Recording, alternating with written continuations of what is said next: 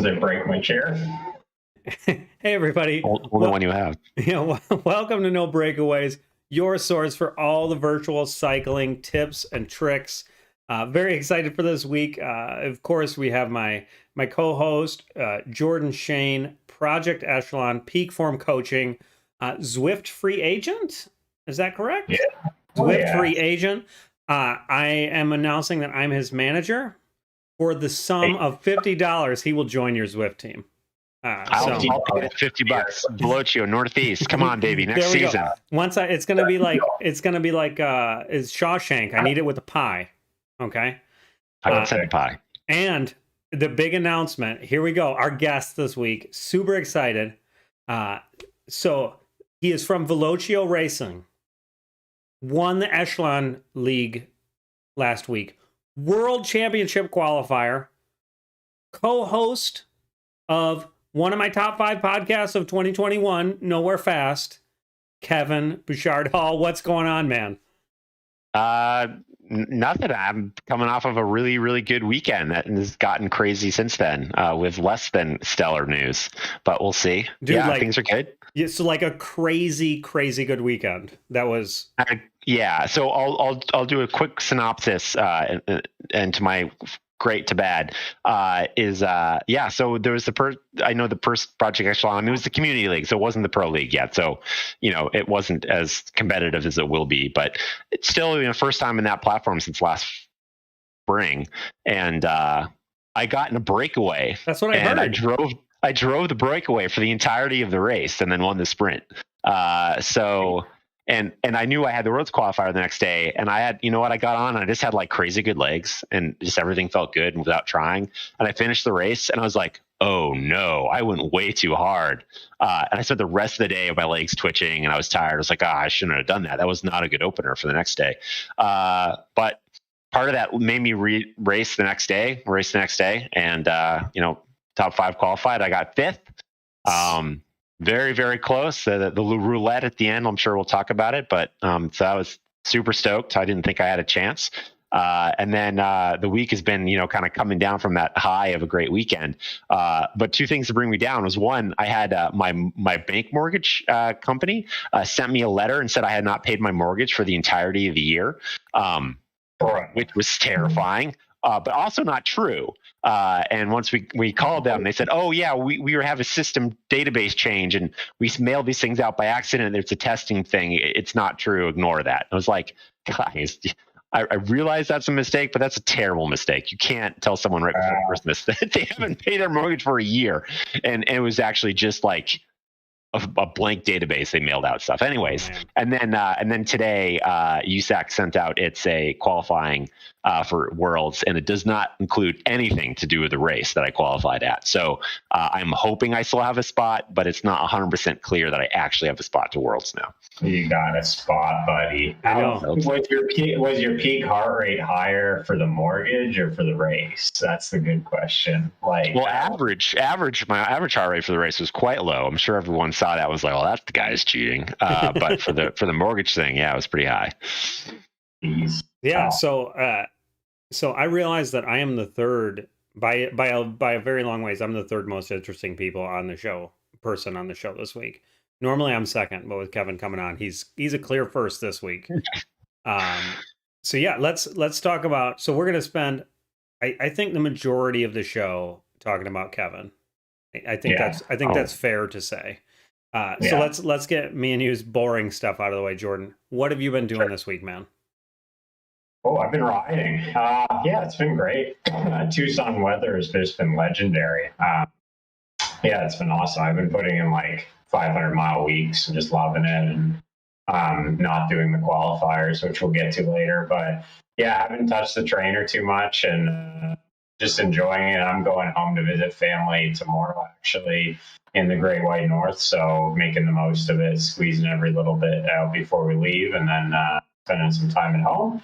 And just putting this house together piece by piece, and good times all around. So, yeah, I saw you did a 92-mile ride in like 4 hours and 4 minutes. So the rest of us normies really aren't I was on the time trial bike, and I kind of like gamed the wind, and I averaged 40 kilometers an hour today on a training ride for 3.5 hours. So what's that in real units?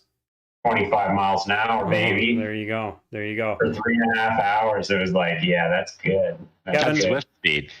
Yeah, right. You did Zwift, as far as I can tell. That's Zwift speed. Yeah. What's the CDA?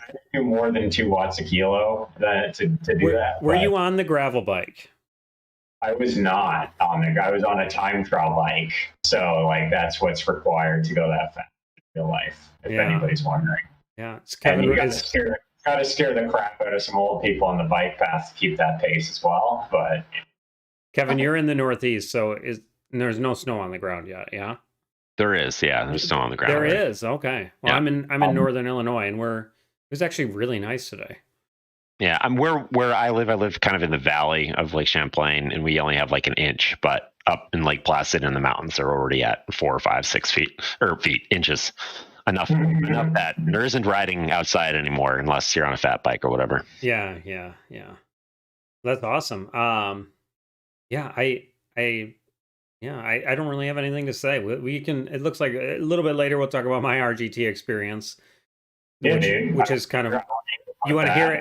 You want to hear it now? I can talk about it now. Well, here, let's do the housekeeping. We got to shout out the Drl Playoffs, which is in progress right now. I mostly want to do this because some of these names are legendary on these teams that have they're on top right now. They won the TTT, which is the first race, and then on the weekends they do the road race for the playoffs. So to give everybody the props, in the A, not as interesting names. We got Arrow for the men and Wahoo Lacole for the women's.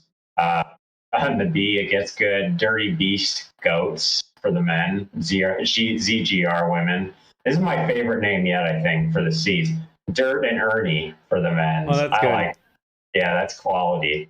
ATP Racing High for the women. And then in the D, ATP Racing Helium in the men, and WTRL Drafting Dynos for the women, which I also like. I always feel like the names get better as the categories go lower. Yeah.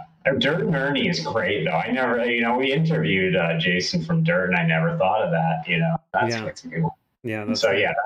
That's in process, and they will get the world champion helmet, which they'll get the world champion helmet. We got another race that I know. So Kevin is racing this weekend in it.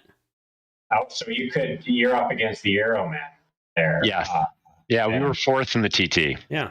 Okay. So a hill to climb, so to speak, but it's a mountaintop finish, right? You feel good. It is.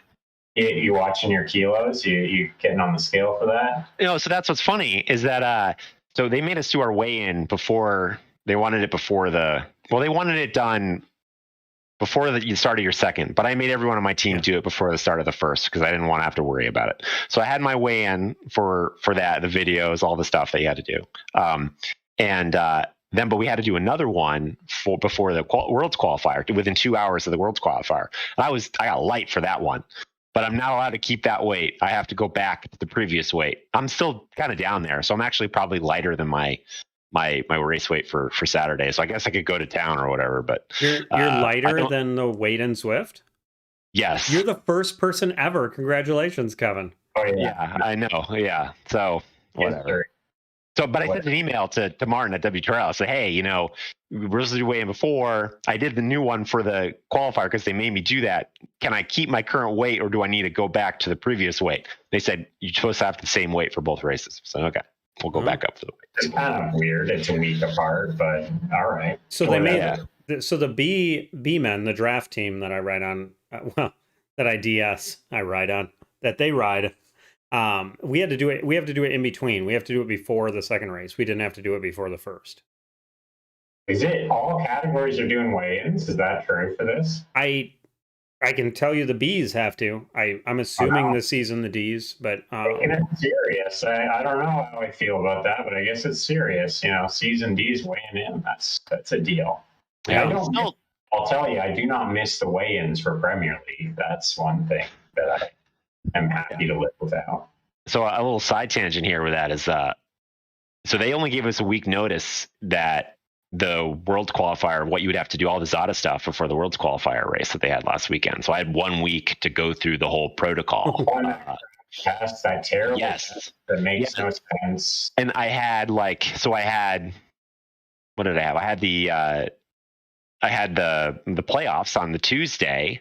Thanksgiving was on Thursday. I found out like right on the weekend or whatever. So I had basically had to figure out when I wanted to do the test, what I had time to do. And then I had to you go find all the historical data stuff, and going through that whole thing was, it was doable, but it's definitely work. But so Thanksgiving morning, instead of a turkey trot, I got up and did the stupid power test, which was actually kind of great, because then I had a great appetite for dinner in the day, and it kind of worked out. I was off for the day, but I had to prep my head doing that. Your 8 and 12 minute power, which is so relevant to things. 7. Yeah. Well, so the way I guess they expect you to be fatigued because you did the 1 minute as hard as you can, and then you have the 4 minute. So the 4 minute is really like your 5 minute, and the 7 minute is really like your 10, and your 12 is really like your 20 by the time you get that in their test. So they're taking those data points. You say they're expecting things. I say they expect nothing, and they know nothing based on that test. I agree with that, actually. Yeah, I don't really know what they want.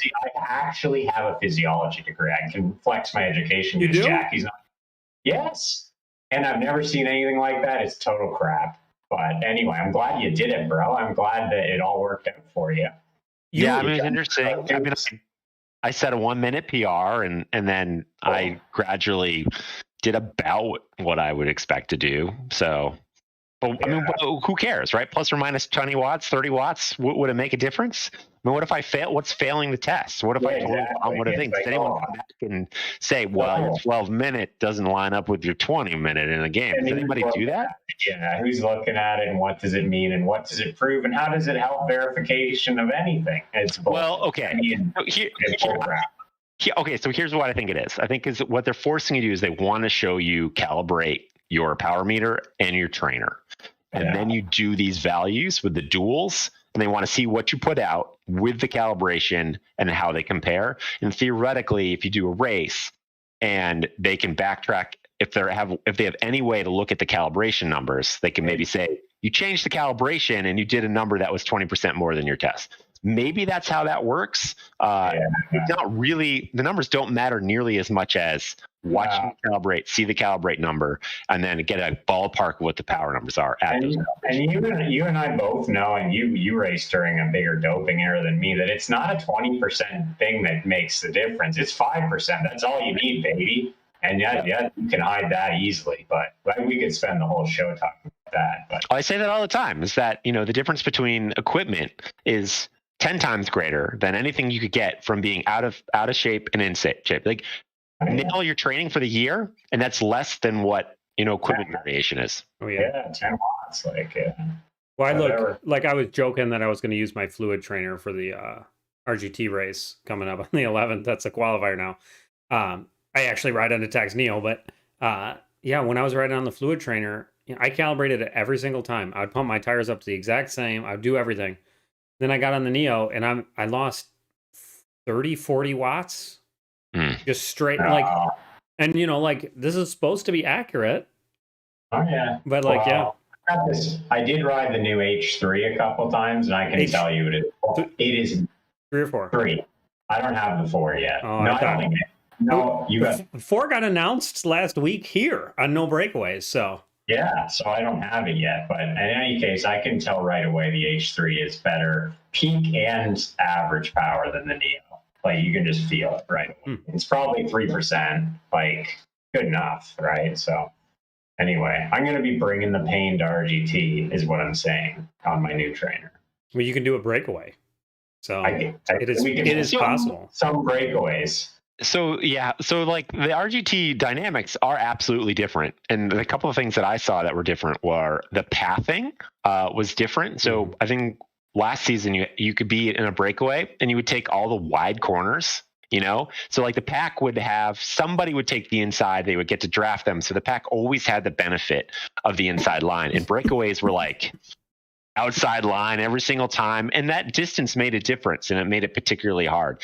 When we were away at the front, most of the time we were taking inside line. And I felt like that was very helpful in that you weren't at least doing more distance by yourself. But they really put the brakes on.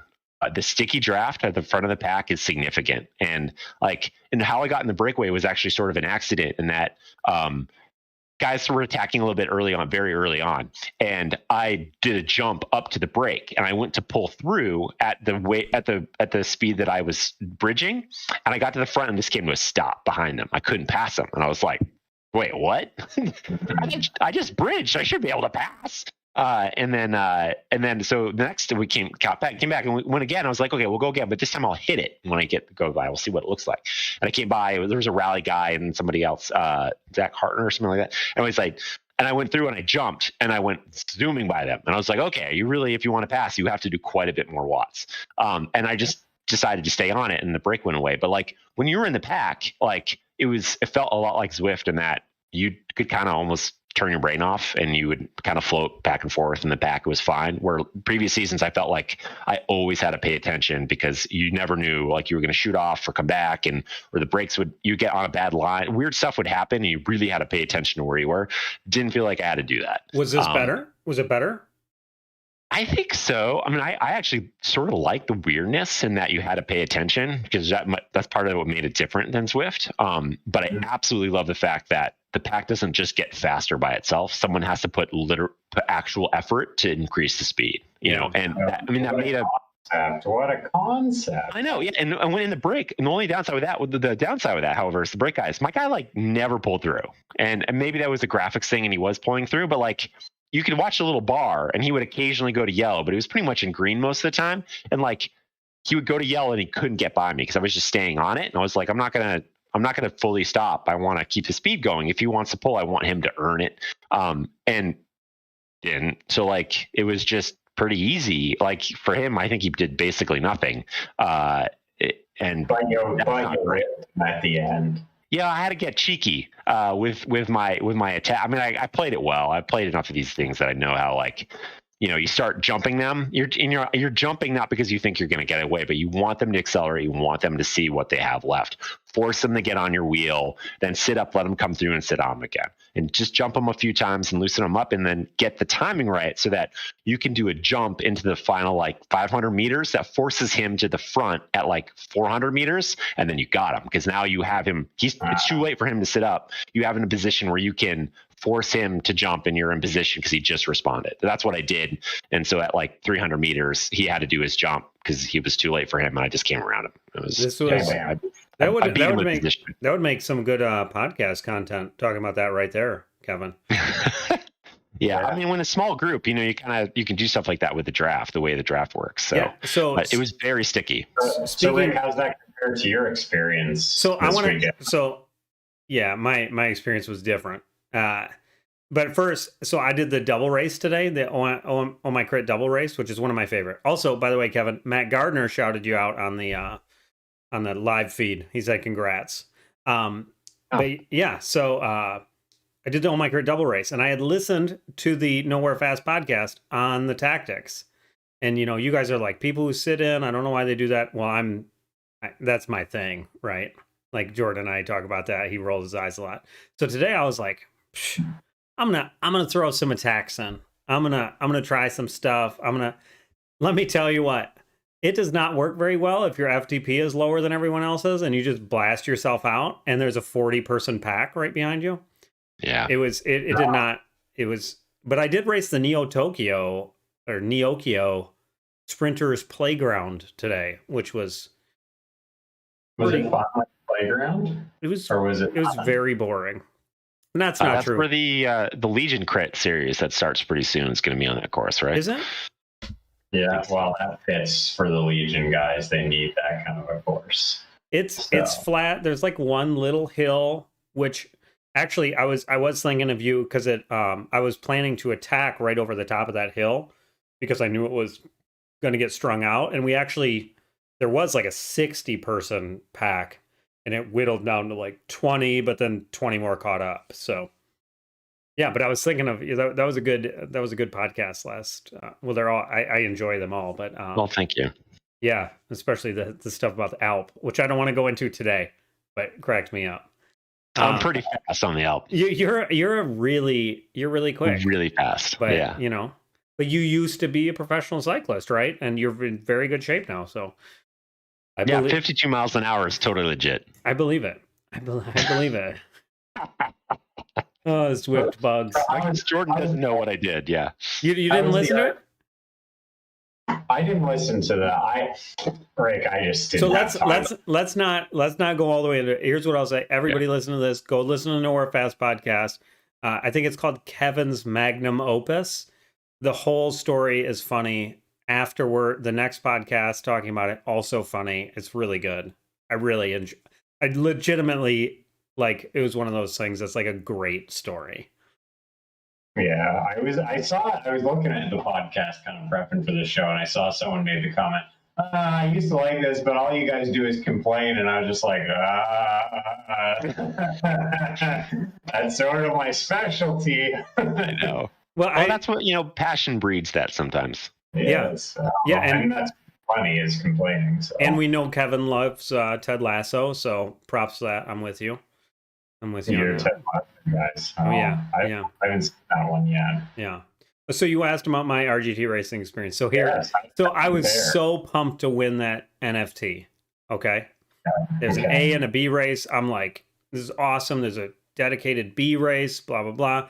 And then, so I'm signed up for the B race, and I'm like, I'm going to win this B race. Like, I didn't. But then I looked and I read the rules, and it turns out that the A race is like elite, so just like P1, 2, 3 field, and Zwift A and B racers. So I'm in the stupid A race.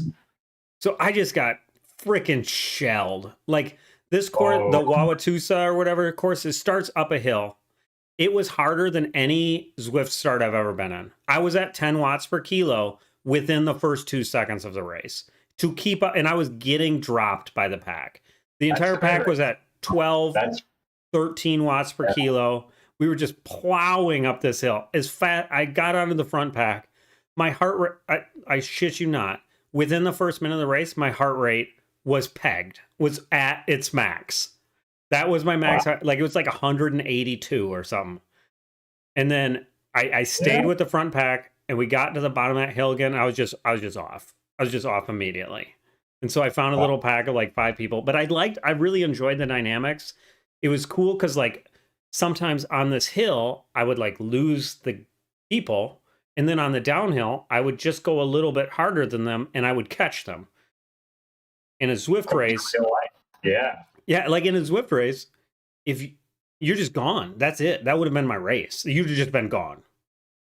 So, like, I've seen crits before where good bike handlers on a hilly crit course will lose the breakaway every time and just bam, bam, bam, down the descent, back on. Like, that's, Zwift, it would never happen. You're gone. Well, that's turn the game off. But so I was playing with it a little then, because I was like, well, they're going 2.2 watts per kilo down the hill. What if I go just 3? And I would just slowly inch up to them. And I was like, in Zwift, if there's a pack of 3 going 2.2 watts, to get back on from a 15-meter gap, I would literally have to sprint. Yeah. And so it was like, it was just really, really different. To get this NFT, then we need to downgrade you to a C. So you need to put on what, like 10 kilos, 15 kilos? So here's the thing. I am good enough at drafting in Zwift where I can become a C racing B races. All right. So, like, I am green. Like, I last week before I tried to actually race like Kevin prescribes, when I would just sit in the pack, I would average like 3.1 in a B race, finish with the top pack, like have a good sprint. So I could just, if I just race in the pack for 90 straight days, do literally zero work and sprint, I could be a C. Perfect. And we get that NFT and it'll all be worth it. Or something. Excellent. Or something. Yeah. Well, so let's move into the Kevin stuff now. Like, Kevin's here. Yeah. So I don't know. We got a few things we can talk about. Let's just start with the World's Qualifier. I mean, that and that's a thing. Can you take us through this race? Like I got to tune in, like, because I was doing the RGT race. I didn't get to see the first part. Like, I want to hear it. Yeah, I know. I was bummed that I didn't get to do the second day of RGT racing because, you know, this was happening. But there's a few interesting things. So originally, like, almost 100 were signed up, but then like 80 made it in. So I don't know what happened there. But then the race starts, and within 3 minutes, we go from 80 to 50. 30 are gone. We were just in the tunnel. We haven't done anything. And I was like, do those guys get booted? Because before they said, if you didn't do the prereq stuff, you're going to get booted. And I was kind of like, I don't believe that at all. But I saw a video on Twitch of a guy that entered the race who didn't do any of the qualification stuff. And he gets about 3 minutes in, and a thing pops up on his screen and goes, you're being removed from the game. You didn't do the stuff, basically. Yeah. And it literally closed him out of Zwift. That happened too. That was a deal. So they really did. They really did. If you didn't do the qualification stuff, didn't submit enough stuff, then you didn't. I will say I have a teammate that did the power test with me on Thanksgiving morning, and we did it together at the same time. And you could create a meetup, which took forever to do, but we finally did it. We did it together. It was kind of nice, although I was staring at the floor the whole time mostly. And he set up his video because he has never streamed before. So he had his camera set up to video him as they requested when he did the test, and he never turned it on. So he did the test and he submitted all the stuff, but he never had a video of him doing it. They didn't boot him. So I don't know how deep they went into it, but he actually did the test. He tried. He just forgot to hit the button. He was so mad at himself. Like, I can't do that again before the race. I'm like, no one's going to blame you for not wanting to do that. So that happened. But then, like, from the races previously, at first I thought the race would be so hard over the forward KOM that I would not be able to keep up with the guys like Drl and stuff like that all have, like, 11, 12 watt per kilogram, 1 minute power. Like, I can't do that. But then I watched the Euro race, which was big, and it was a huge pack. Like, I had 50 guys come to the line together. And I was like, oh, you know what? It's probably going to be okay. And this is actually the exact same course and distance as the USA National Championships last time they did that for Zwift in Canada, when they did the National Championships in 2018, 19.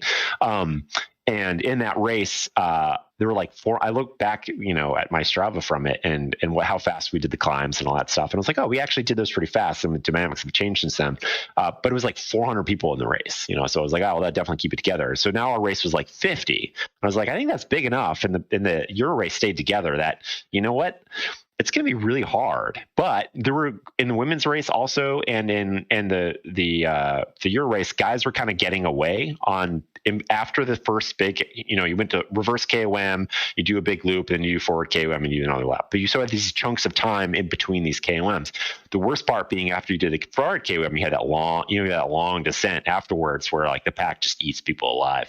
And there were some guys that were like doing, 6 something watts per kilogram steady, and they were getting about a 25-second gap before the climb, and it was gone by the end of the descent. So I kind of thought, like, maybe if you could get 40 seconds, and you could pair it together after the descent of the reverse KO on the first time, maybe something would go. And I had talked to some of the Ceres guys and stuff, and I know their game plan. They mostly have strong climber guys. And then they might try to go there at sometime after the finish banner, start finish line banner as you went around before the first time you went up forward KOM. And sure enough, it went hard there. A break went, and it was like that Leonardo Messi guy, or that's not his name, but whatever. Yeah, that guy. And then Levinson and was it Ryan? Another one of the Ceres guys, and there was one other dude that was super good. Jens Mazarok, the restart guy who raced the Premier League, is very strong. And they all went up the road, and I saw it. And I was thinking I thought it was going to happen. I was like, maybe I should do it, but then I was tired from the day before, so I was like, maybe it's not a good idea. I'm just going to chill. I'm going to be patient. I have one card to play, which is the sprint roulette. And they went. They got a pretty big gap, and they looked like they were going to get enough time that they were going to be a problem. They had maybe 35, 40 seconds going into the forward KOM. And I was like, okay, we'll see what happens. We go up the climb, and we took very little time out of them, maybe 15 seconds. And I was like, oh, these guys are going to stick it unless Nax does something, because it's up to Nax. Nax had nobody in that group. I think there was kind of a moment. It was like, are they going to work together or not? And they did. They put guys on the front and they brought it back before the next KOM. And that was kind of the moment. I was like, okay, next wants us to stay together. Saris is going to keep trying up the road, but it seems pretty unlikely if Next is going to work because they had like half the field for this to happen. So I continued to go easy on the climbs. I knew it was going to be hard, but I also knew that the pack was big enough that I could sag. For me, like, you could probably speak the physiology of this, is that like for the forward KOM, if you have a feather, if I could drop it at the bottom when it's steepest and I can just go 45 seconds or so hard. And then if I can sag that last 20 seconds, I don't have that extra 20 seconds of pouring myself and then digging that deep hole where you've already gone hard. Now you're just burning stuff that you're never going to get back. And so I just sagged those every single time, rode to the front up until the point where I was like, I don't want to do this anymore. Sagged it through the back, went over the top. It was good. Question. I thought that, and this is bad research, I thought this was going to be on the Knickerbocker course, obviously to replicate Worlds. Nope. And so what? It was just forward hilly laps?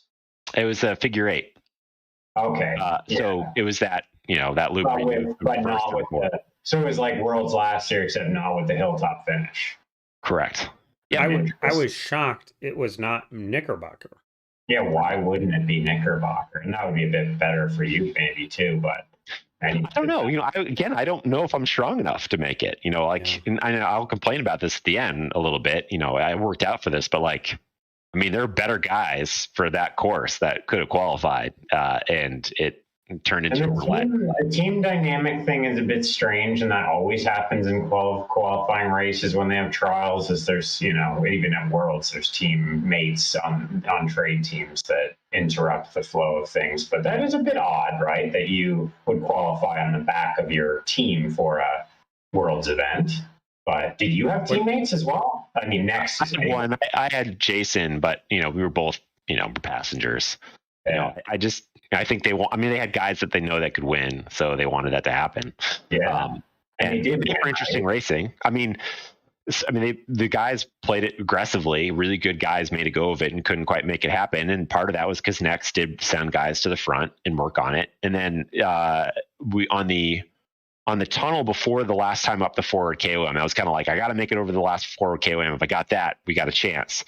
And David Talbot went and he made a really hard attack. That was an awesome move. Great attack.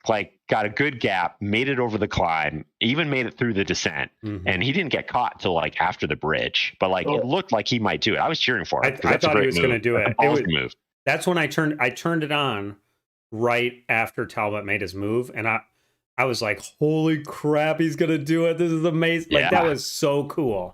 Yeah, I thought that might go, but again, the swarm happened there after the bridge and the little roller and into the Italian Villa and got caught there. And at that was the point, I was like, okay, now do you do when you get to the S's, there's one spot on the S's where if you hit it, you can take momentum from the back, use the hill and get a gap. And you kind of have to do it as a minute and a half power test. See if you can make it to the line 2 minutes. And I've done that successfully in smaller groups before. And I was like, do I want to try this? Maybe I can do this and try to take people off guard. Do I just wait and just do the roulette? I had an arrow power up. And the power ups were feather or arrow, one or the other, guaranteed 50-50. And you had 10 times. So some guys did get unlucky, but you had to be real unlucky not to have an arrow for the finish. Mm-hmm.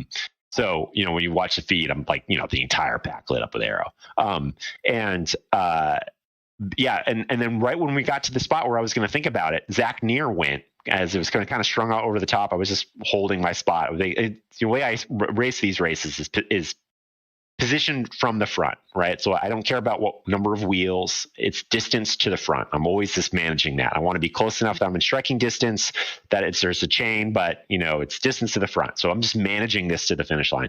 And Zach Nair went, and it was like, oh, that's a good move. That's kind of the spot. But he went, it's not going to be two of us that do this. So sprint it is. And, and he ended up holding it to the line just barely, but I've done that sprint a million times, and it came down to you go down the hill into the right-hand turn with 300 meters to go. And I know that it's really easy on the downhill to end up in the front too early, or then saying, oh, I got momentum, I just need to go with momentum, because usually it's better to go earlier than it is to go too late if you have momentum. But you can do that way too early on that descent. And I've made that mistake enough to know, how to hold myself back and wait till you're going around the corner, follow that acceleration, make sure you're managing that distance to the front. And I kind of just nailed the timing really well. Like I had the jump, I had the arrow, I nailed the positioning through. And my sprint's not great, but it was good enough. It was one of the better sprints I've ever done. And I was like hyper focused. I mean, that race is actually super easy for me. My heart was like 133 average for the whole thing. But the watts per km was 3.9. That was the average for the race. I was doing nothing or going, 600 watts up the climb for a minute. So I did 600 watts for a minute 4 times, and then the rest of the time I did nothing. So I was pretty fresh for the sprint. I had a really good sprint. This really focused on like pulling up and pushing down the bars. I mean, totally, you couldn't sprint like that outside, right? You'd be like, nobody sprints like that outside. But like inside, it's just power. It's not aero. So I just had a good positioning and had the arrow, and I just started to die with like 20 meters to go. And I was looking down, I looked up and I saw a third on my thing, and the line was right there and 2 guys coming up. And I just had like only a couple pedal strokes left. Like, please, cross the line, and I ended up 5th, barely, but got my spot. But it was all execution, like there was nothing special about what I did other than how I played the game, which I guess, that's Zwift, but like, if you're looking for the best athletes in the top 5, I think you got the top 3 were correct. No offense to the guy who was 4th. But he and I probably shouldn't be there for the world's course. It's totally different, right? That Knickerbocker course is great. It's 3.5 minutes steady multiple times. It is, and I think if they're going to finish on the climb, it is not the same race as what we did at all. I benefited from this, but I feel like I kind of stole the spot because I got to take advantage of, a roulette sprint rather than pure power or watt per kilogram, whatever. That's the game. You can only win the race they give you, though. So, yeah. Yeah. And that's, it was super awesome to watch. I was so pumped. I think I sent you a message like 2 seconds afterwards. Like, that was so cool, man. Yeah. That was great. I was so ecstatic when I didn't think I had any chance at all. And to like, when I just coming down that stretch, and like I was just so laser focused that it's pretty funny how much you can do when you're really focused on something. And when I got to the point again, when I looked up for the first time and I saw my positioning, I was like, holy shit, I did it. It was like I was unbelievably happy. I don't know why, but I was. It's just something I really wanted, and I'm pumped for it. I so we could talk about this, but there's some controversy on the actual spots because I guess these are additional spots. They're not spots from the governing body, and there's stuff going on with that. So I'm hoping I still have a spot, but they're not making it clear. They did that last time too, though, Kevin. There were like additional people who got added afterwards, and there was debate at the time of whether they would have their own like Watopia all-star team, they did, or if they would be on a federation, and they ended up on the federation. Yeah, there's levels, and so I can break the news. You do have a spot because I talked to the Canadian Cycling Federation on Monday, and that. So there's tiers. There's wild cards, which is like how the triathlete, like Lionel Sanders, ended up in it last year, which is cool. So some of those like all-star guys will end up who don't have a cycling federation background. It's weird who gets it, but basically celebrities that can ride really fast. Which is cool. And then the qualifiers from the continents. So were there 5 races or 4? So that's 25, 20, 25. It was different. Europe had 10, which was not the original announcement, I don't think. It is really, it wasn't the original announcement. I thought actually European men had 12. The men had 5. The women had 6 for North America. But the Oceanic, Pacific, and African, so there was 3 other divisions in addition to European, the North American, or the Pan Am or whatever. Those also had 5 each. They barely had 5 people in the race. So those other divisions were literally racing, 8 guys. One was 7. The most was like 11, and they're racing for 5 spots. No way. Are you serious? No. Mm-hmm. Yeah. There's always some sloppiness with it, right? And that's something we noticed when we were racing Premier League. There's always a little that wasn't in this newsletter, but it was in this email, and there's a little it's always a little sloppy, but whatever. If we can get some athletes from Africa that wouldn't have done it otherwise, cool, I guess. but they probably would have got spots from their national team anyway. Yeah, exactly. You know, and it shouldn't have been. If there's 10 in your race, it shouldn't be 5, especially when. No, just do a ratio or. Yeah, exactly. You can fix that with a ratio easily. So that's kind of bizarre with that. But yeah, it's there's no spots. And it was very surprising because I looked at it and it was like, why is this not on Knickerbocker? Right? Then because all the emails we got previous, like you are eligible to do this race. It was all Knickerbocker. And then, I saw that. But anyway, the call to, or the email chain with Cycling Canada on Monday was not pleasant for me. Because unlike Kevin, I did not do the qualifier because I thought that there's 4 other spots, and I knew it would probably be a sprint, and I'm not in Zwift racing form at the moment. Excuses. Maybe I should have just done it, but did not choose to do the Continental qualifier. Probably wouldn't have changed my luck anyway. But I actually reached out to the Cycling Canada because I coach Esther Boville for Zwift, who was on Sarah's No Pins. And she was second Canadian and like top 10 in the Conti qualifier. Not a sprinter, but she's like, I should, I'm one of the top Canadian women, obviously. Like, how do I get into this? Was she second to Monali? In the Conti qualifier, yeah. So I'm not sure exactly how the race shook out for her. But anyway, that's a fine result. And she's consistently up there in Premier League, top 20, top 30. Canadian women, there's not that many in that level. So I was like, how does she get in? Maybe she can get in the testing pool and, work this at a time. And they said, no, actually, and we haven't announced this yet. So this is Monday, and December 14th is the deadline for selection. They haven't announced anything yet. So are you giving us scoops you should not be giving us here? Which I'm fine with. It's out there now. It's out there now. After I talked, I was like, "Oh, you're gonna post it now." Cool. But anyway, they said, this is Monday. Next Wednesday, we're having a race on our Cycling Canada weekly race, so it's not a new race. They're gonna do Knickerbocker, which is good. The top 4 from each qualify. Those are our spots. So that's how we're gonna select. And end of story. I guess they'll work it out with the testing pool. I guess the athletes have to be it's a weekly Zwift ride, so I don't know how the verification will work. It's not like you can have weigh-ins and stuff. Cycling Canada's not going to do that. But I'm in an airplane during that race, so you're SOL, kiddo, I guess.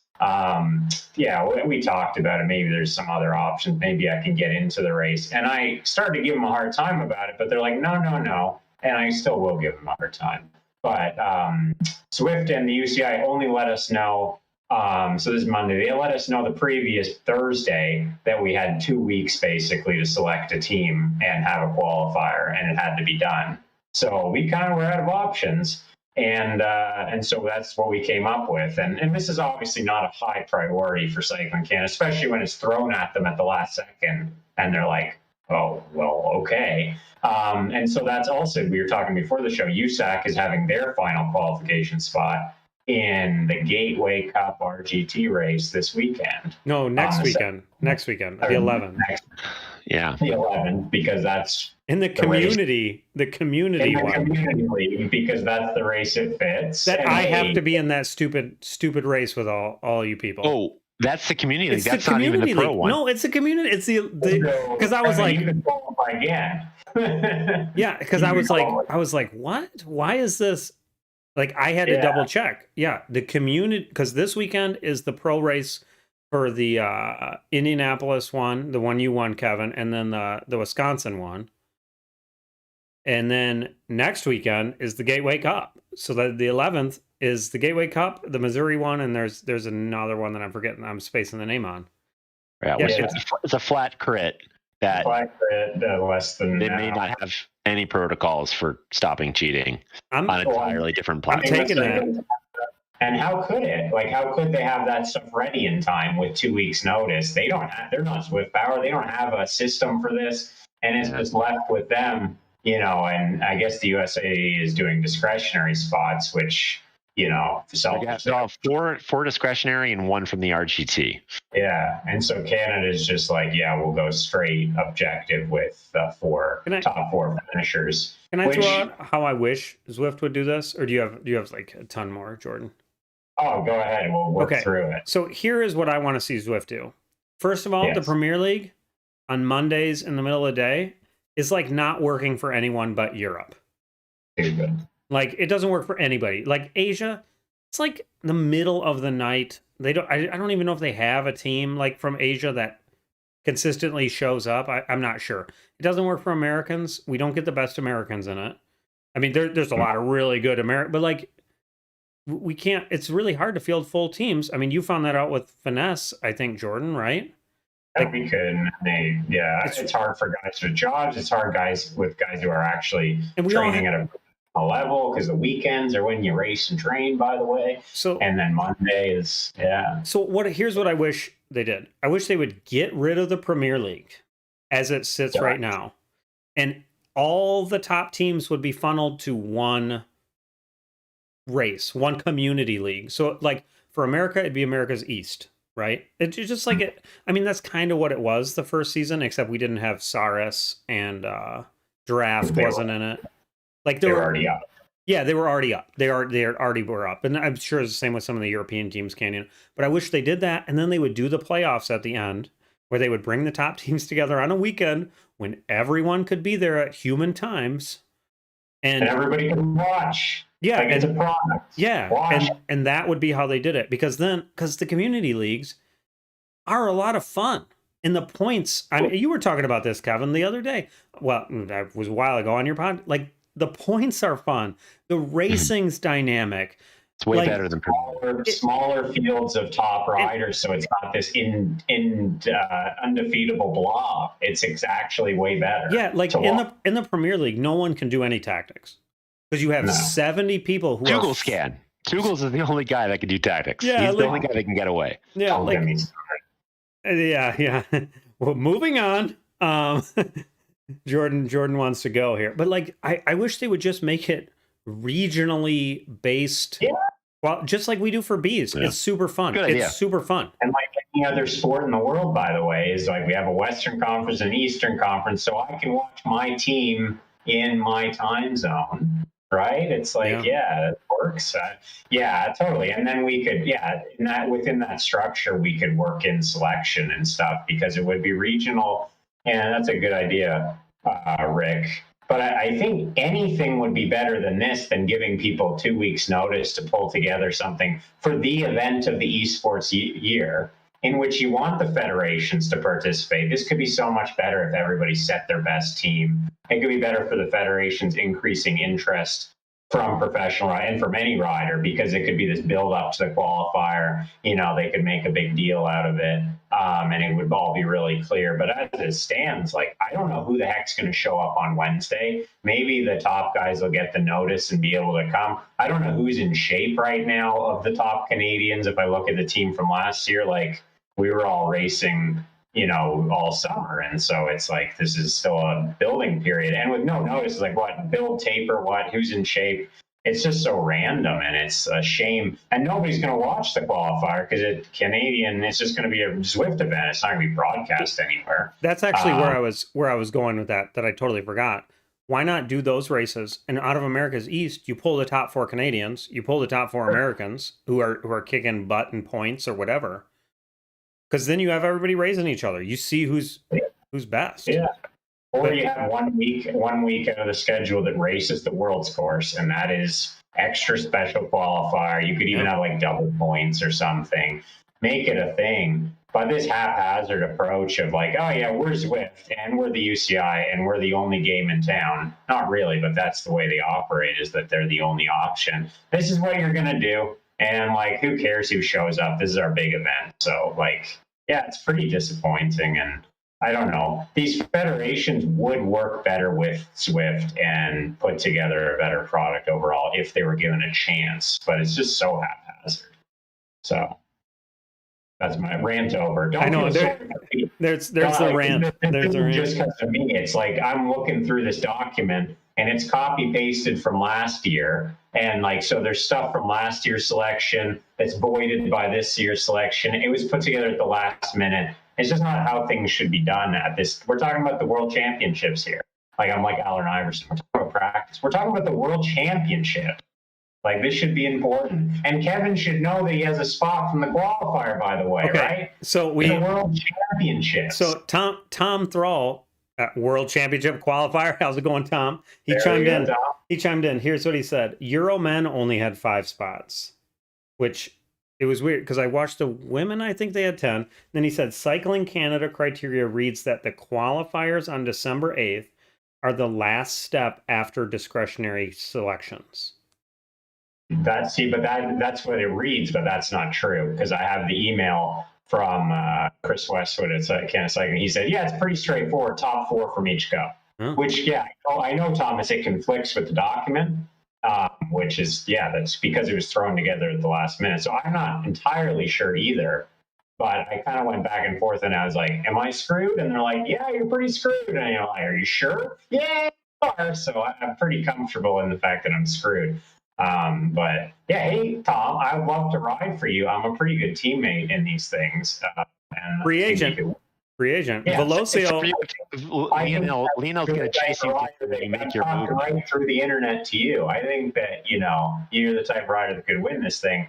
And and picking the top 4 only from a race is not the way you build a team either. You got to have people that'll work for the leader. And that's how they build world champion squads on the road. So I don't know. I will say, is there on this course? Because I'm not a winner. I can help people. But is there anything I can do to help someone on this course? How do I help Duffy on this course? Well, so that's what people were saying last year is how do you do anything as a team? And we just had Matteo and Pierre-Andre Cote, who are world tour caliber riders who are used to doing 200K races. And they're like, yeah, we want it hard because we don't want it just to be a 1-minute power test. We want it to be everybody's already fucked. Everybody's done by the time we get to that. And so we lit it up on every climb. And so you could do that. They could say, Kevin, the first climb, we want you to just go all out. And people will follow you because that's what they do. And that'll make everybody tired. And that'll be perfect for, whoever qualifies and is the finisher for your team. So, yeah, I think there's ample opportunity to make it hard, right? That's the game, and play the numbers. And there's always somebody else that will do it, and it's so much easier to draft. It's a good idea, but in practicality, someone else will probably do that. Now, if nobody's going hard, that works, but somebody will do it instead, and you just got to follow anyways. I think those climbs are going to be so hard that everyone's going to be on the rivet every single time, no matter what anybody does. It's just going to be your 3-minute power every time. You can make it hard in the rolling parts of that course too, right? You can stretch the elastic. Like you just said, you did the qualifier and it was 3.9 watts a kilo. World's last year, it was more like 4.6, 4.7. I did 5. It was really tactical. I mean, it's just the way it rolled. I mean, it would be different if people were going harder the whole time. Very few. I mean, I think I can maybe count it 3 times. I had to spend maybe a minute at threshold where it kind of got strung out a little bit. And it was just I can do this for a minute, no big deal. I didn't have to do it very much. It was very easy.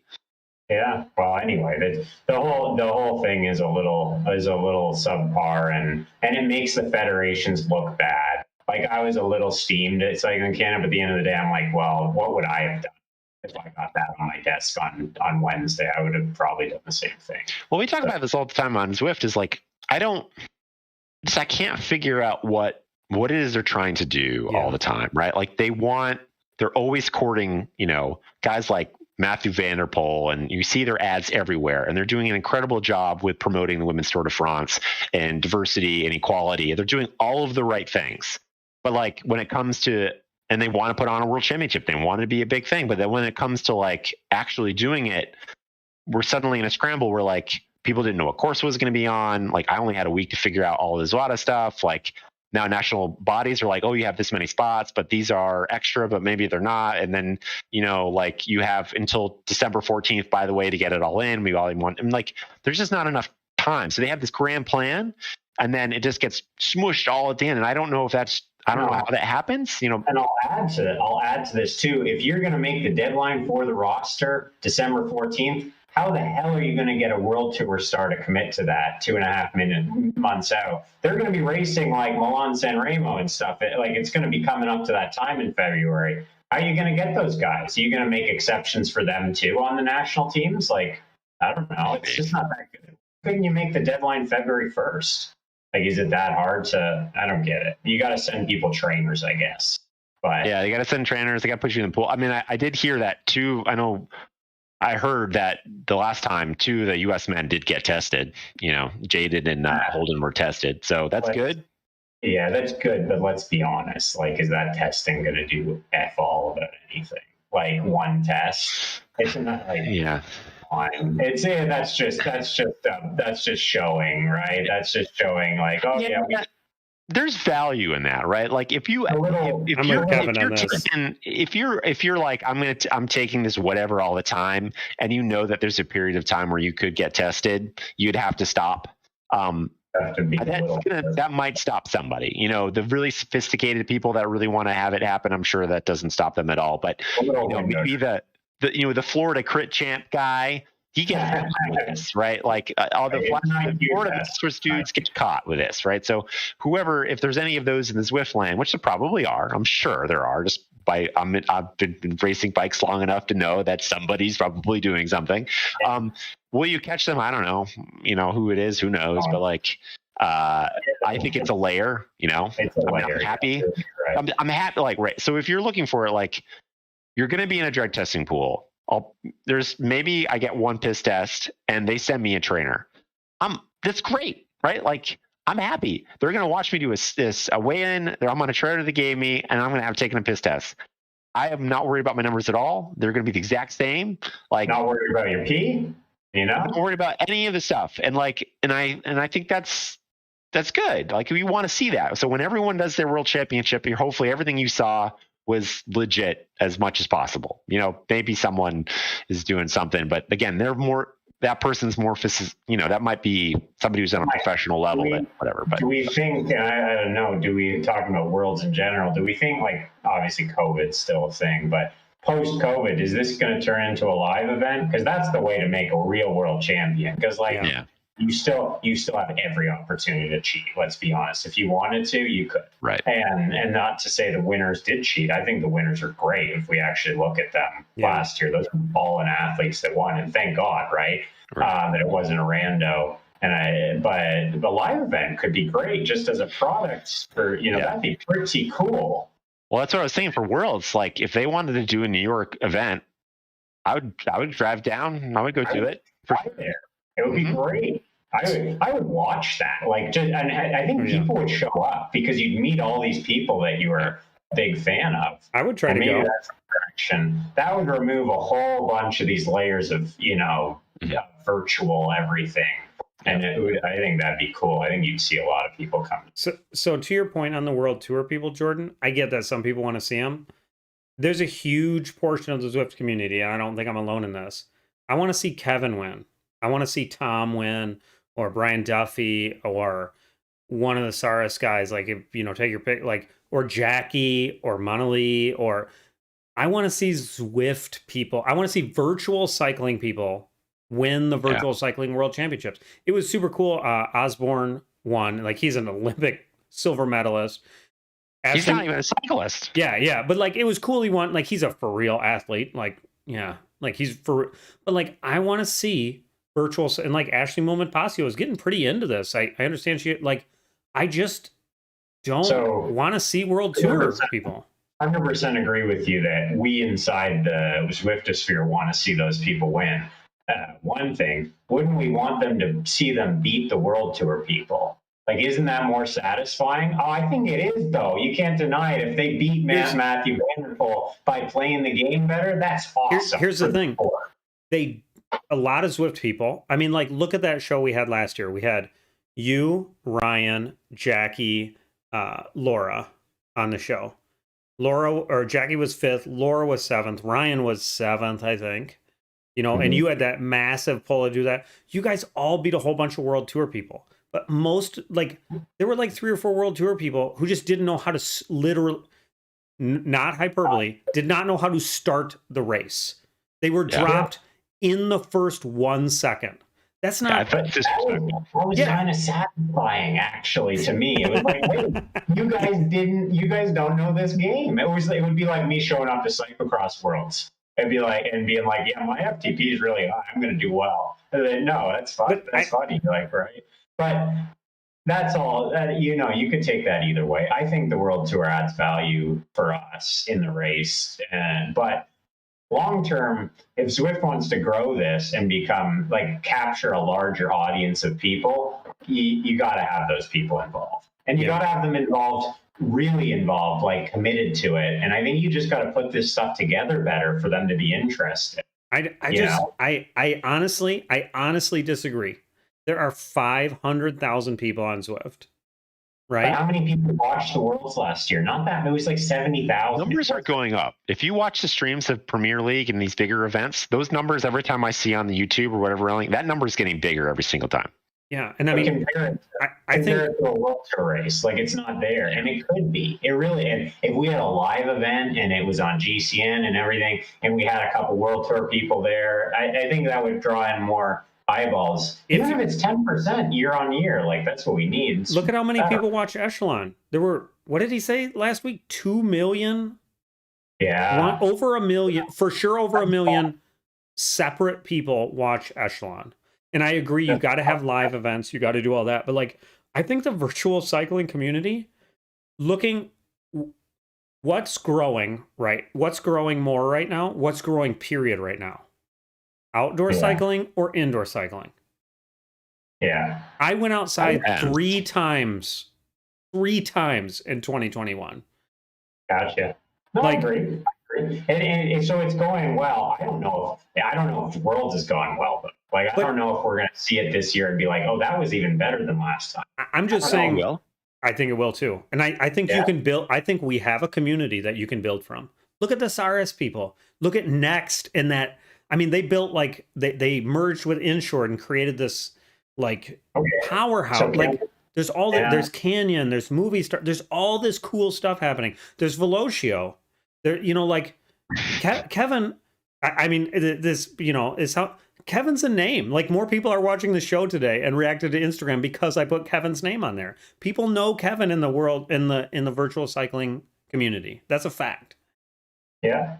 So yes, that's true. And those stars are real stars and those teams are real teams. I just think it can get bigger with a wider appeal. And I think a good indicator of that is that we got all these teams and they're well known to us and everything.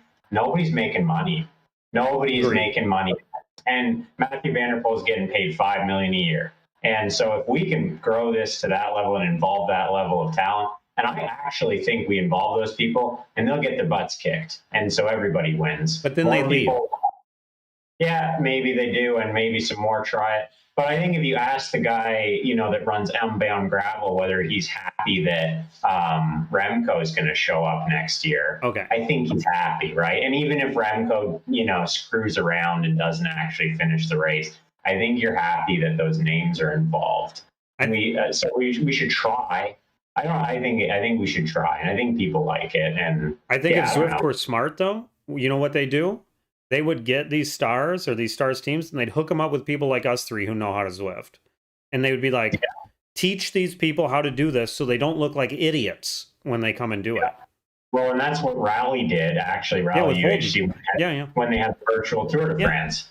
So that could totally be done. And I think you could probably sell, if Zwift took some time and actually packaged this well, they could sell it to those World Tour teams and be like, guys, if your guys do well here and actually get on the screen, this is how many eyeballs, this is how much of this you'll sell, this is how, and they'd be like, oh yeah, okay, we'll hire a person. And I don't know.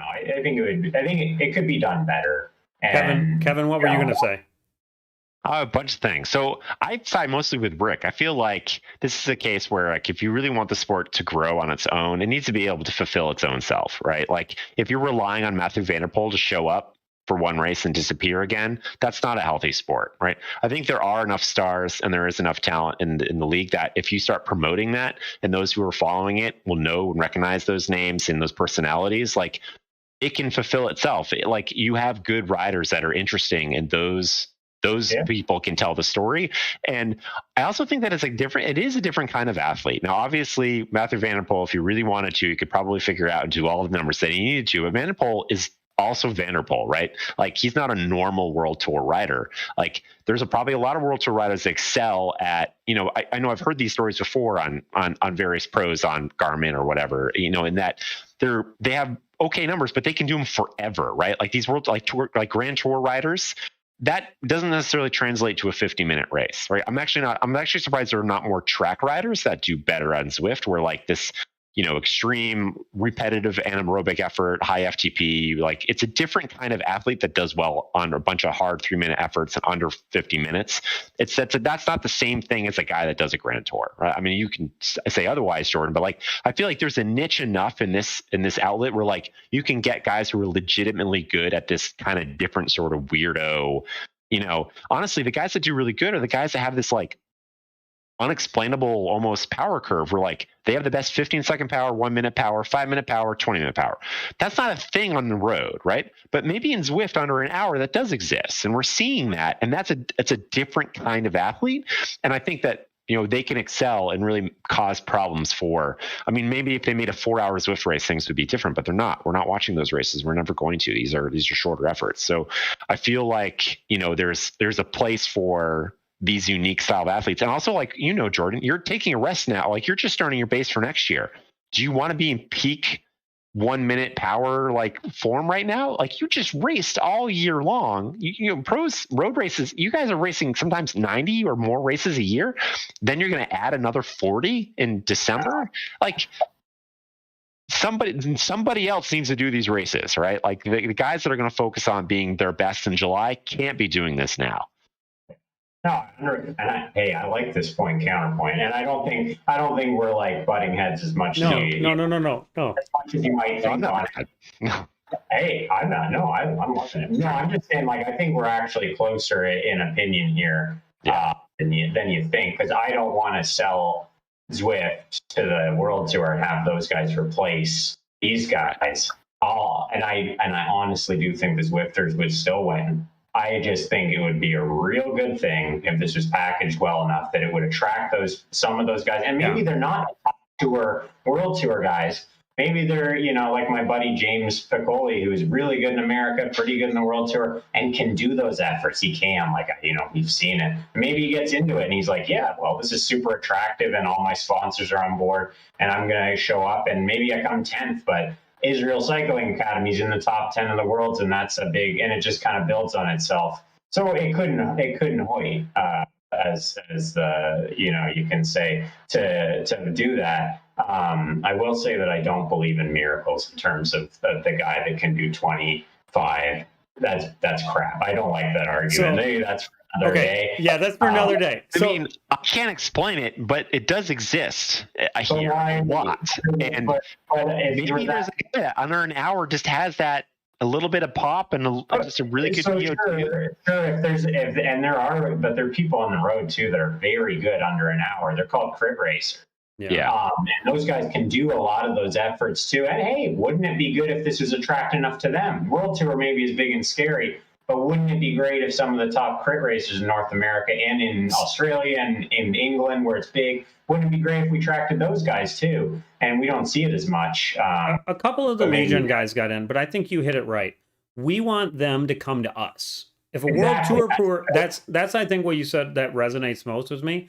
Because here's the amazing thing about Zwift. I could watch Monali Keller qualify for Worlds on her own personal stream where I could literally see her riding. What has Matthew Van der Poel been doing this week? Who the hell knows? But I know that Joel Carroll raced Cycling Canada last week, and I could watch him on his stream. That's what's the amazing thing about all of this is like, and I don't know if Tom Thrall or if you stream, Kevin, like you can watch these people do races, like random races in the middle of the week. You never, like Chris Froome, and I'm sorry, like he comes out of the woodwork like twice a year or whatever he does. I don't really know, but like all of us he's still looking for his motor.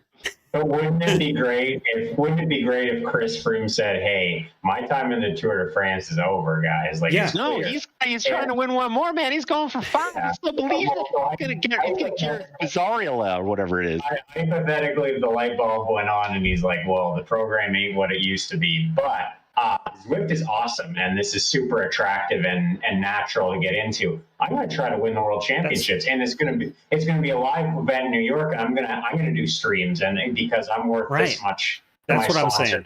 That's my point. We don't need to bow to get those people here. We got a freaking awesome sport with cool people. That, I mean, like, look at this right now. One of the top people in the whole world, Tom Drl, is commenting on this as we go. Like, that's a cool sport. Like, these people are Jordan. Please shut up. No, but like the thing I always get to, and I always say this about No Breakaways. When I started No Breakaways, I'm a rando B rider, like mid-pack. I email Adam Zimmerman at the time, the U.S. national champion, or he just was. He's like, "Yeah, sure, I'll come on your show." I hadn't done shit. I hadn't done anything. And he's like, "I'll come on your show." I emailed Scott Gleason, another really good. "Sure, I'll come on your show." I talked to you, Jordan. "Sure, I'll come. Laura, everybody is just like, "Yeah, I'll come on and help out. This will be fun." Kevin, I was like, "Hey, man, you want to come on?" I pinged you on Strava, I think. I was like, "You want to come on the show?" You're like, "Yeah, sure, let's do it." Like, this is an awesome community. Like this, I cannot overemphasize. Like, Tom Drl coached me in an RGT race last year. He just was like, "Yeah, I'll do it. Sure." These are cool people. Matt Gardner, same. The one example of what we're looking for here and what we're both talking about, and I am having a big brain fart. What is her name? Sarah Gigante? Yeah. Maybe that's the example of what we want. Because she reckons she likes Zwift enough to do this, but maybe we want to make it more attractive and for Zwift to make it a little more attractive so that we get more of that. Because isn't it great to have somebody who's in the Zwift community comes on the show and then says, "Oh, I'm at the Olympics," right? Yeah, by the way, I'm at the Olympics. Well, like that whole Tibco team, that's what you want. Like Lauren Stevens, the U.S. national champion, she was the number 1 ranked Zwifter for a long time. The whole Tibco team embraced it. That's what you want. You don't want Team Ineos, who gets paid a crap ton of money. They came on and did one race with only Team Ineos and then left. Yeah. Slower than my Alp time. I mean, by the way. Yeah, by the way. Yeah. That's true. That's true. Oh, nothing. Yeah. No, well, yeah. So to put a bow on it, we want them to come to us, and they ain't gonna do it if it's such a goddamn mess. Yeah. Something I did want to say is you were mentioning about being able to, what's Vanderpool up to and whatnot, and also like being able to watch streams and part of the community. Have you guys seen this Chris Watt guy? Have you seen his stream? He's one of the top racing ranked guys. He's got something like a 1800 watt sprint or whatever. He's from the track. He's, maybe not everyone believes in him, but his stream is awesome. This dude has got it dialed. So one, he's somewhat interesting because he's talking the whole time, because it doesn't look like he's actually working despite how hard he's riding. He's got a little sunglasses on and a little hat, and he's got multiple screens. He's got like racetrack like lighting and neon lights that change or LED lights that change. He's got like a national championships jersey in the back and a bunch of bikes, and he's in the the whole thing is this. He's got music going. Like, this dude gets it. He might. I don't, whatever is going on there, I'm not entirely sure, but this dude is jamming. And then, like, it would be interesting. If I ever, when someone was like, "Did you see this?" And I'll see this thing, and I'll put this thing on. I'll be like, "Oh God, this is ridiculous." And I'll be like, I'll just keep watching. Like, this is entertaining. This dude, whatever is going on in that brain, he's figured out what this is. And if there was more of that, it would be legit entertaining.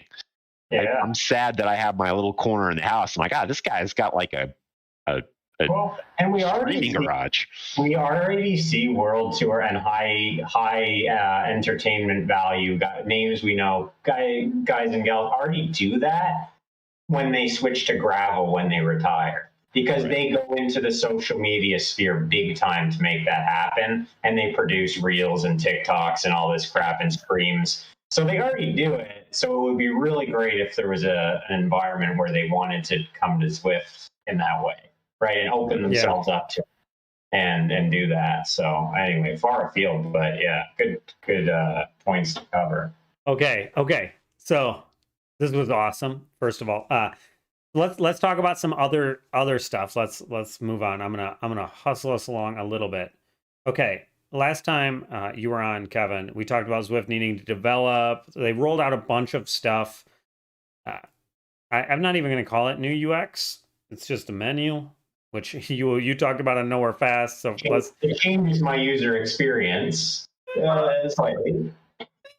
For not even 1% of the time you're engaged in Zwift, it's different. Yeah. Right. So we have clubs, which some people are on. We have Neokio, which I want to talk about Neokio. We should have talked about this a couple weeks ago when it came out, but we didn't. So Kevin, we want to hear your thoughts first on this. So let's talk about clubs. Wait, are either of you on clubs? No. Okay, so let's not talk about clubs. I don't know what it is or why I would use it. I have my team in Discord. Alan Lowe is on clubs because he was like Zwift user number 9 or something.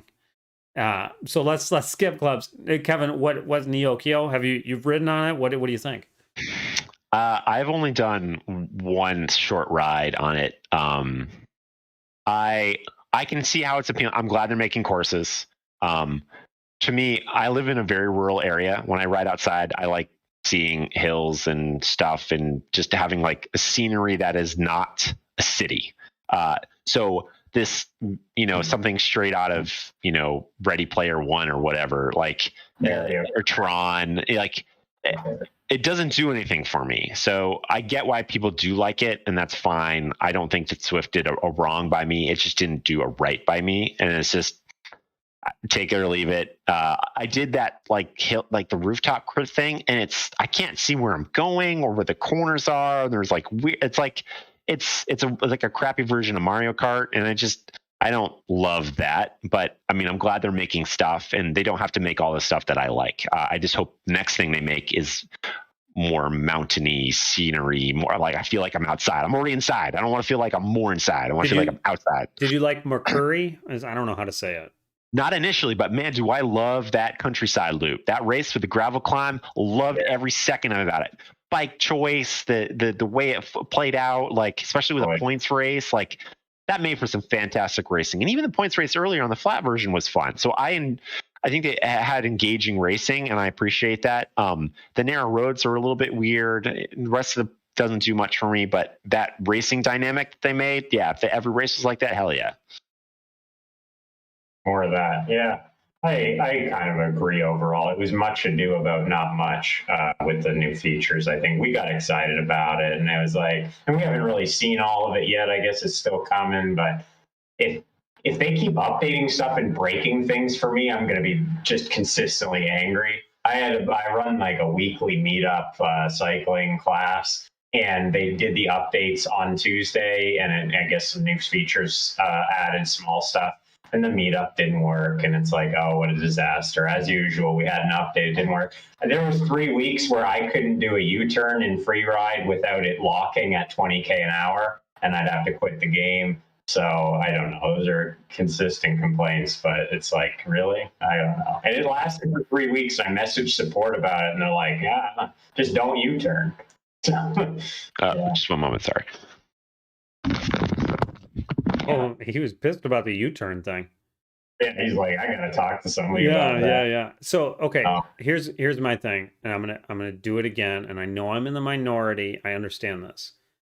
I don't care about new roads. I could not care less. I just want racing better. Like in my race today, it was. I have plenty of fun racing. Like I like trying to get the lowest watts per kilogram. I do like doing that sort of stuff. But like there are tons of roads. The only road I ride when I free ride is Sand and Sequoias. I ride it every single time. I'm gonna make you a hat, I think, that said I don't need no new roads. I know. I just want better racing. That's all I want. That's literally all I want. Because it's not that hard to make the racing better, because look at all the changes RGT made, and they have 1% of the budget of Zwift, I think would be like, a little generous, and they made all these changes, and it wasn't that hard. Well, how do they have the magic roads? like I was thinking about that. I was riding that Hell on Earth course that was also super fun that second day of Echelon. It was very hard and also really fun. You just make whatever road you want on there, and it turns into a course. How do they have that in Zwift, which is valued at $970 trillion? Oh, can't do fucking magic roads. I forgot about that Series A funding. How can they not? How can they not have a feature like that? How can we not? I don't get it. It's ridiculous that it doesn't evolve quicker. How can they not have clubs? I don't. I am so thoroughly confused, honestly. And now that we have the counterpoint with Eric coming on and doing some RGT, it's like, wow, how? Like what? You know what? It's weird. I know it doesn't look as good. It's not the same polish, but wow. So this is something I meant to add it to the agenda. So I'm just going to spring it on us now. I want us each to say one thing, and I'll go first to give you guys a little bit of time to think. One thing you want in Zwift racing that you think will make it significantly better. So I'm going to go first. I did a race once where the right-hand screen thing, it didn't show anybody from the race. It just showed me. And that was it. My one thing to make the race better is you take away everyone's watts per kilogram. You don't allow them to switch to other riders to see what their wattage is. You make it like outside. You don't know the gap. You don't know anything. Because if you want, and in that race I did like that, me and another guy did a breakaway and won. We went 1-2 because no one knew how to chase us. If I know Kevin's riding at 4 watts per kilogram, in the pack, like we know we're going to catch you. If we have no idea what you're riding, everybody just sits there. I think that's one thing Zwift could do. Just get rid of the right side or just get rid of the most of the information in the races. Don't they have that? That's the no HUD race. But it should be for everything. I agree. Because the no HUD is, I think the no HUD is hard because I want to know how many watts I'm putting out or like what, like I want to see how far there is left in the race. It's like literally nothing. Which, right. Yeah. Like I just don't show me the watts per kilogram. And don't show me the gap for everybody else. Attacking, yeah, you actually have to use your eyes. It'd be way more immersive. Yeah. Because right now it's easy to cover an attack. Well, you know, it's easy to see when someone's attacking. Yeah. All right, Kevin, what's yours? God, it'd be hard to pick one. I feel like this is a cop-out one. I'll do the boring one. It's just that they need to fix the pack speed. It needs to be slower.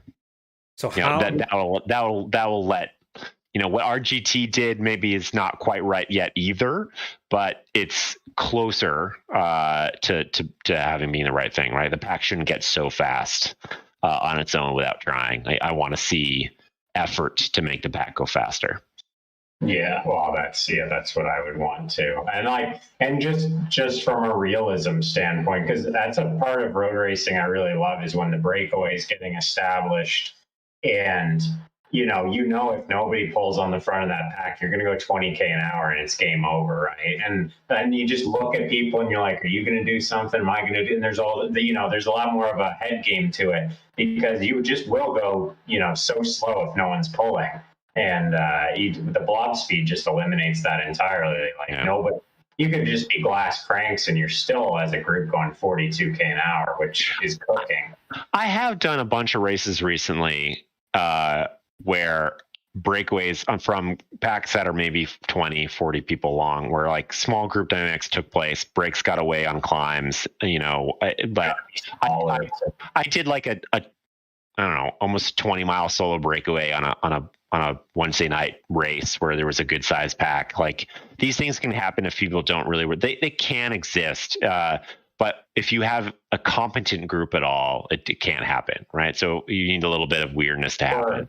Or a nervous group like Premier League, it never works because everybody wants to be at the front. Yeah. You just power up to the front and you're not ever pulling, but you just kind of want to be in the top 30 and everybody does it. And I mean, I guess if I did one other thing, it would be more support for the WRTRL series. Have the team time trials not be like having to wait, right? Like have that system automated, right? Like just generally make that WTR sales more baked in. I would probably also do. I'm just adding things. Is something to do. Like I have two fixes. One, if you have Z power, you got to get capped way lower. Way lower. You got to be way lower than what people can do. And if there isn't any other way to clear up some of the just crazily poorly calibrated things that I've seen, would be go the other way. And for races that maybe are not Premier League level, like do an average where like your weight, if you're between 65 and 60 and 70 kilograms, maybe it's almost all the same in game. And if you're doing 400 watts or 350 or, I don't know what the ranges are, but make it so that there's at least a 5% range of weight and power. That means nothing in the game, right? So it can get rid of some of the That would be interesting. Yeah. I don't know how. I'm sure some math person could figure out a way to kind of fudge the number ranges a bit to get rid of some of like, if somebody's stuff reads 5% high and their weight's 5% high or low or whatever, that sort of person suddenly is 10% better and you can't compete against them. Take that away, and because that might not have been a real thing, that's just error. Even if it's not intentional, probably most of the time it's not. And we could just get rid of that and kind of evenize, the Mario Kart effect, right? If you're behind, you get the better power-ups. Yeah, right. Smush things together a little bit, make it more playing. That would work. Yeah, that would work. I loved your guys' comments the other day on Nowhere Fast about the ghost being longer. We had talked about that at one time. I think it should be course dependent. I think if it's Crit City, your ghost lasts. God, my son. Yeah, I'll be right back. Yeah, no worries. So I think if it's Crit City, it's like 20 seconds. If you have a super long course, I think you should have like a 2 or 3 minute ghost where you could disappear for like 2 or 3 minutes. And all of a sudden, someone's way the hell up the road would be cool, because they're not if they're not going to fix the pack speed. That's kind of that would be that'd be a way to get some breakaway. And that's the thing is, I don't think they're gonna fix the pack speed. I don't think they care. I think they made it for group rides, and I think we talked about that last week, didn't we? Like two, like you said, you should have two. One for racing and one because you can't take the 40K an hour rides away from people. They ain't gonna like that, but and I just for an original, because I kind of said the same thing as Kevin. I remembered I would actually really like if you were doing ZRL or Premier League, if it had a heads-up display of the points. Yeah. So as you scored points, it would register, and the viewers could see that rather than GCN just sort of here's the points, they're disappeared. But you could see that live. It would be pretty cool as a racer, and like Mario Kart, it could flash when you got one, and that. But I think there's a lot of super cool stuff that could end up happening with races that I was just thinking. The reason I brought up one thing, like what could the thing, because I was thinking, I keep thinking about that race that I did, and it was the most fun Zwift race I've ever done. I did win, so that made it more fun. Because Greg O'Malley let me win. I don't know if you know Greg. He is like one of the best P's. And so but the thing is, like, a break happened, and it happened organically because no one moved because they didn't know what to do. And that's part of it. Is part of the problem here is you have so much data that you can always easily figure out what to do. And I love data. Like I love it. I'm a nerd. But like the thing is, like Kevin was talking about with some of the breakaways, if you're an A rider, like Jordan, you can do a breakaway from me easy because you can beat the hell out of me at everything bike racing, right? Except maybe a sprint. Yeah. But in the Bs that we're just everybody's not the same. But the reason it always comes down to a giant pack sprint is because you don't have the range of abilities. And I'm not advocating for the range of abilities. But what I'm saying is, like, you gotta have a range of tactical abilities at least. There's very few people in the Bs who can just plow off at a significantly higher watt per kilogram and just stay away from a pack. You just can't do it.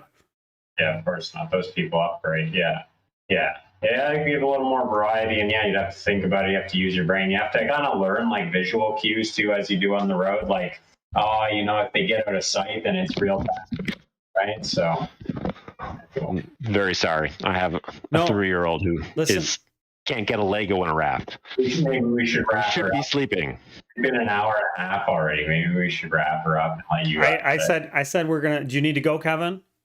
No, he needs to go to bed. Oh yeah. He's in bed, so yeah, he needs to stay there. I have a 9 and a 7. So this is a family friendly show. Occasionally they come visit. So we're all right. So we did a good question here. What view do you use when you race? Either crits or any race? Do you ever change your view? Third person all the time. View one, right? The one it comes with. Yeah. That's every time. I've heard some people do first person. I think you're a psychopath if you do that. It's really busy. Yeah, it's quite I don't know how you do it. I can't deal. Always view one. Always, 100% of the time. Okay. This is something I have to talk about, Kevin. I have to. I think you probably 30 for 30. Oh. Talk about it. Tell us what it is. Get us rocking here. What's 30 for 30? So, about a year ago, I didn't have COVID was a hard year, and riding didn't happen the way I'd wanted to, and I was really kind of just sputtering in place. And at some point, I said, I just need to do a bunch of stuff in a row. And a teammate wrote me into doing a Watopia Ford race. Doesn't really matter. And I did the race, and I was like, it was actually fun. And I was like, you know what? I'm going to do a race every day for 30 days, 30 for 30. And I just set myself to do it. So I did a race every single day. Didn't matter how I felt. Every single race I raced, either I sat in and jumped or I just raced every single day at least once. And by the end, I was riding normally. I was riding regularly again. I was used to exercising. I was getting back into fitness. I just was back into it. And that has gone from December of last year all the way till now, where I've been riding consistently and smart and happy. And I have, kind of my cycling exercise life back. And it was because I learned a couple lessons from this. One was that you're okay riding tired. One, you're okay exercising regularly. That's part of the norm. You're going to get up, you're going to do your day. And at some point you're going to set time for the day to ride. And also not being worried about the results. Just, it's okay. You're tired and you do crummy. You can try things, you can fail, and letting yourself fail and try things happens when you do it that many times, because you just can't set a PR every single time for that. And I think that was really helpful. Yeah. And hey, getting those reps in, right? When you get into a race situation like on the weekend and you find that laser focus, I don't think that's by accident. I think you've been through so many repetitions of every course, every way, by racing so much that it comes when you need it, right? Sometimes you have to make a mistake a lot to learn. You fix one thing and a new mistake happens. You're like, okay, this thing and that thing can happen. And you do that enough, especially with different courses, you kind of really learn what works and doesn't. So did you make a training, a 30 for 30 plan for one of your podcasts? Okay, because there's no real thing. We just call it that. Mike did it recently. I think it works for him. It got him rolling again. He was kind of he did Unbound, and it just blew his body up. And I think it took him a while to recover. And he was kind of looking for something to do. And I think 30 for 30 has got him back rolling. I think it also has made him super salty because he's seen so much cheating in the races that he's done. He's like, I can't do a race without somebody doing something just totally bananas. That especially the sticky watch stuff can be really awful. You get the red, the zero, the red, the zero, the red, the zero, the red, the zero, and some guy is just uncatchable, or you see a lot of that stuff and it's just awful. I think he's burned out from some of that. I had this great weekend and I've gotten my ass handed to me in every single race I've done this week. So my head is not expanded at all from this weekend. I am well back in my place because I just came back to getting smoked. So I really want to do the 30 for 30. I really, really want to do it. It seems terrible and fun. Yeah, and there's enough randomization to the Zwift races that you get a combination of you'll do things you wouldn't otherwise do because you have to do a race this day and your only option is this thing at this time zone. But also, if you race at the same time, you'll get to do the same race a couple times in a row and they actually get to learn. So you get a combination of repetition week by week, but you also get randomization of I have no choice. I have to ride a race and this is what's available to me right now. So I know. Yeah. Go ahead, Jordan. Go ahead. Right, I was going to say, if there's any message that resonates from that, it's do the races and don't take them so seriously. I did that this fall. I was not in shape at all, actually. I started from scratch, and I was not motivated to ride the trainer in Canada in October. But I just started doing races and not caring about it. And I was like, because I hated racing after Premier League. It was awful. Like, it just demotivating, right? It's not fun. But starting to do it that way and just throwing it out there and often getting your butt kicked, that was great.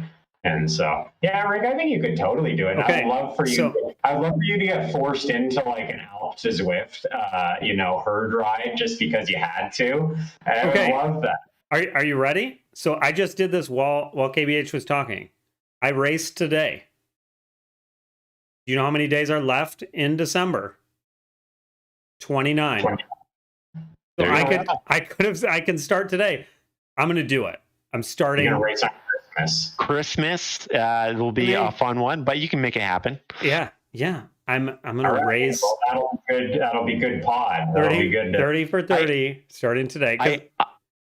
I actually did, when I did mine, I actually went past the 30. I think I made it to about 43, and I only stopped because I had gotten my COVID shot and I got super sick the day after and I could not ride. I had like 103 fever and I could not get on the bike.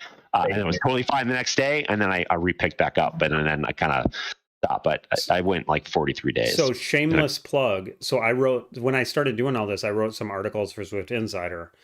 And I broke down how much, because I was looking at the top 50 of each category, and it was one of the categories. And I looked at the top 50, and it was from his last 90 days, and the dude averaged 11. What did he average? Yeah, he averaged 11 races a week for 90 days. I could do a race a day, I think, if I put my volume way down overall, but multiple. Do you want to do it?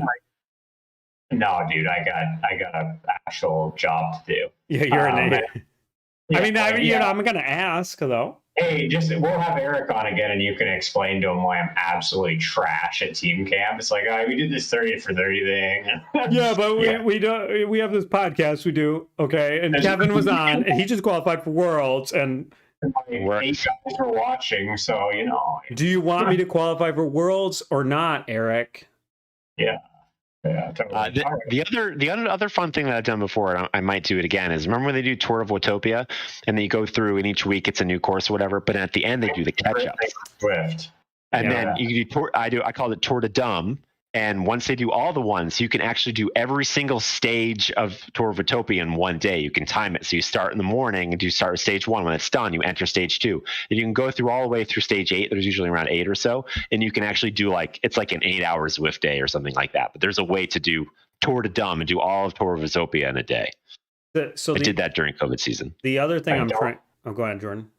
I was going to say, I don't think you should try that one, Rick. I'm not going to do that. I don't have 8. So the thing I want to do, I'm level 45 Zwifter now, which I think both of you guys are sure are level 50. But what I want to do is I want to see how fast I can go from 49 to 50. So okay, I'm going to say this a different way because I'm saying, I saved all the hard courses for the end. Okay, really, I just don't want to do the hard courses, so I didn't do them. But I want my ride that takes me from 49 to 50 to be the full PRL full. Nice. Yeah. So that's I want that to be a thing where that's if we can make it work, I'll join you on that. You and Jackie both said you would do it. So that's actually bad for me because both of you guys are much better than me. Well, I'll get on the mountain bike and we'll go. There we go. Who's done the PRL full on a mountain bike? That might be a thing too. Oh, dude, yeah. I'm sure somebody, man. They're crazy. I haven't looked in this. Has anyone looked at the local legends for Zwift for the Strava segments? I bet there are some banana statistics on that. Oh, yeah. Yeah. Well, hey, there's a guy. Phil Flats, the local legend. I want to know who that guy is. It's got to be hundreds. What about the dude that did the century without the saddle? I mean, there's that guy lives near me. I know him. Yeah, I know Chad is one of the local cyclists around here. That's something. It's special. That is a thing that someone did. Yes. All right. Yeah. I think we're running out of speed here a little bit. All right. So this was a good, very fun episode. I was going to try to find the local legend. I'm going to need a recovery drink after this one. Kevin, thanks a ton for joining us today. Congratulations on your world qualifying. Thank you. Velocio, good luck this weekend, qualifying for the Premier League. Yeah, I mean, I don't know how I would do it. I'd have to take vacation time to do the races, but I've been doing these this community league long enough. The goal initially for all this racing series was to get a Velocio jersey in game. That was the whole goal of this team. And we were fourth. We just missed the last playoffs. Right now we're in fourth. And I really want to make it happen. One of our best climbers, his wife just had a baby 2 days ago. So he's got a new baby for the first time. We had another racer, one of our other best racer on the team. Tucker crashed and broke a rib 2 weeks ago in a cross race. One of our other strongest guys basically has stopped training because he's working on his house before it gets too cold for the winter. So we are hitting the playoffs on absolute not peak form. Yeah. I'm hoping to be pretty fit, but we'll see what happens. Yeah, that sounds not. Excuses have been made, but we will see. I think having you guys in the Premier League would be great just for the personality of the thing. I think. Well, we get so wrecked. We need to recruit some people to make it happen. Hey, I'm a free agent. There we go. I'm serious. We're looking. Hopefully we have Ted King and Kabush and Ryan Atkins back full time. I know Rob Britton had talked about joining us, so we got some good guys. I know Rob. Rob is now retired, so I don't know why he would ever want to race Zwift, but we'll see. Yeah, that's awesome. Yeah, and listen to the Nowhere Fast podcast. What would the Velocio jersey look like? What color would it be? Well, I already have the files from Brad, the lead designer of Velocio, and there's the teal and the white concept jersey, which is nice. Pretty simple, but sharp. But maybe we do something else. But right now I have those files. But we gotta. Actually, we will qualify as now because one of the teams already has a team in the Premier League, so you can't actually qualify. So we're technically in third and 3 go. Oh. So nice. But those Aero guys, their numbers are bananas. I don't know how we can compete with them, but we don't have to beat them. We just got to get third. Yeah, well, good luck. And so check them out.